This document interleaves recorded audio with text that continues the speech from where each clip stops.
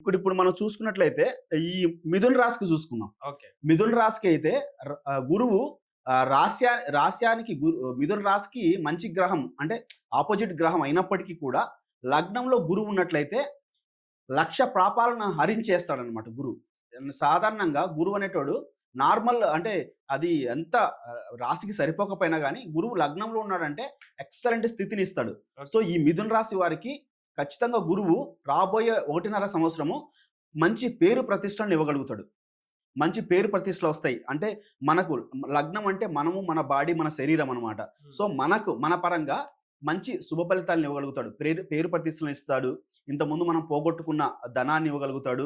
అలాగే సమాజంలో ఒక ఉన్నత స్థాయికి తీసుకెళ్తాడనమాట. సో, అలాగే తర్వాత ఈ రాశికి, లగ్నానికి శని భగవానుడు దశమ స్థానంలో ఉన్నాడు.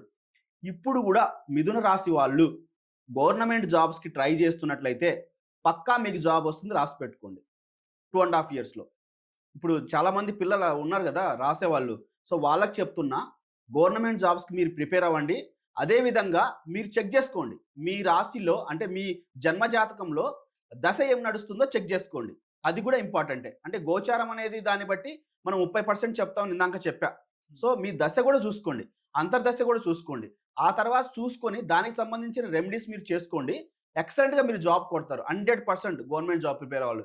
అదే విధంగా ఇప్పుడు రాజకీయాల పరంగా చూసుకున్నా, రాజకీయ నాయకుల పరంగా చూసుకున్నా గాని ఇంతకుముందు ఓడిపోయి ఉంటారు. లాస్టు జరిగిన ఎలక్షన్స్‌లో ఓడిపోయి ఉంటారు. లేదంటే వాళ్ళకు లాస్ట్ జరిగిన ఎలక్షన్స్‌లో లాసెస్ వచ్చుంటాయి. అంటే ఇది గూడా ఒక వృత్తే గదా! ఇప్పుడు వాళ్ళు రాజకీయ నాయకులు అనేది ఒక వృత్తి వాళ్ళకి. అంటే ఉద్యోగస్తులకి ఒక సాఫ్ట్‌వేర్ జాబ్ గాని, గవర్నమెంట్ జాబ్ గాని, బ్యాంకింగ్ గాని ఎలాంటినో సో, వాళ్ళకి గూడా ఒక వృత్తే గదా! సో, దశమ స్థానాన్ని మన కర్మస్థానంలో కర్మాధిపతి ఉన్నాడు. శనేశ్వరుడు కర్మస్థానం ఏదైతే ఉందో అందులో ఉన్నాడనమాట. కర్మస్థానాధిపతి కర్మ చేసే దాంట్లో 10వ దాంట్లో ఉన్నప్పుడు మంచి స్థితినిస్తాడు. శని అంటేనే గవర్నమెంట్. శని గాని, రవి గాని, చంద్రుడు గాని వీళ్ళు గవర్నమెంట్ రిలేటెడ్ అనమాట.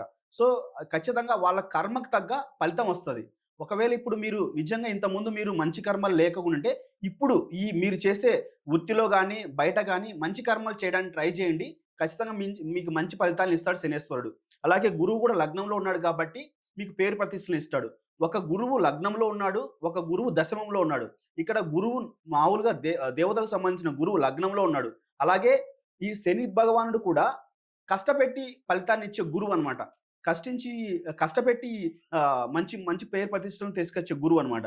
సో, అట్లాంటి గురువు గూడా దశమంలో ఉన్నాడు కాబట్టి బావుంటుంది. అలాగే తర్వాత ఎవరైనా మ్యారేజ్ కోసం ట్రై చేస్తున్నట్లయితే అంటే ఈ మిథున రాశి వాళ్ళు మ్యారేజ్ కాలేదు. మ్యారేజ్ కోసం ట్రై చేస్తున్నట్లయితే సో, శని భగవానుడు హెల్ప్ చేయగలుగుతాడు. గురువు గూడా లగ్నంలో ఉండి సప్తమాన్ని చూస్తాడు కాబట్టి వాళ్ళకి మ్యారేజ్‌లు గూడా అవుతాయి. తర్వాత ఇన్ కేస్ ఒకవేళ ఉద్యోగాలు ఇందాక చెప్పినట్టు వస్తాయి. కెరియర్ పరంగా బావుంటుంది. ఉద్యోగ పరంగా బావుంటుంది. పేరు ప్రతిష్టలు బాగొస్తాయి. అలాగే డబ్బులు ఏదైనా ఆరోగ్యపరంగా ముఖ్యంగా చూద్దాం. ఇక్కడ నుంచి పరంగా చూసుకున్నట్లయితే వృచ్చికం వచ్చేసి మనకు 6వ స్థానం అవుతదనమాట. సో, ఇప్పుడు గురువు ఇక్కడ ఏ గ్రహము లేదు కాబట్టి మనకు ప్రెజెంట్ చూసుకున్నట్లయితే ఆరోగ్యపరంగా కూడా బావుంటుంది. భయపడాల్సిన అవసరం లేదు. ఆరోగ్యపరంగా బావుంటుంది. ధనస్సును చూస్తున్నాడు కాబట్టి పబ్లిక్‌తో అంటే మన 7వ స్థానాన్ని మనం ఎట్లా చూస్తామంటే మన రిలేషన్‌షిప్పు, పబ్లిక్ వీటితో కూడా పోలుస్తామనమాట. అంటే భార్యాభర్తల మధ్య మంచి సఖ్యత ఉంటుంది. మంచి రిలేషన్‌షిప్ బాండింగ్ ఉంటుంది.